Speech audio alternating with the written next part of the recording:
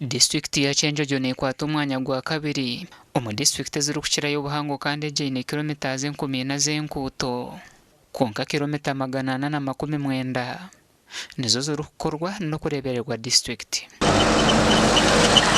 Stephen Kusemererwa engineer wa district ya Kyenjojo nagira ngu nobu barabe baine enkuuto nyingi z'okukora kwonka gavumenti nebaha sente nkye munonga. Budget ya Uganda Road Fund bahagisara kuruga hali 565 million bayigara million 17. Twatunga no kumanyisibwa ngu Kyenjojo ebiire kikize emirundi ebiri etakuhebwa sente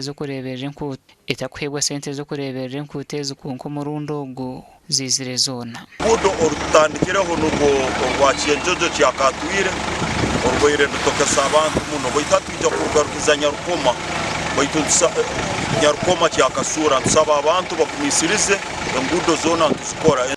Harimo za town councils, harimo za district yonka district specifically is maintaining as 409.1 kilometers.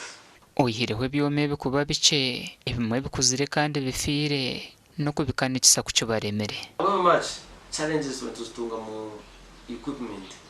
For example, third quarter we did not get mechanical inputs to repair this equipment. The equipment is going to be deteriorating all the time, and it requires a lot of money to maintain major spare parts, which need a lot of money. Omukufa kw'enguuto ezi abahingi n'abashobozi abarikwiha ebihingwa omu byaro nibo bakirizeyo kuteganisibwa.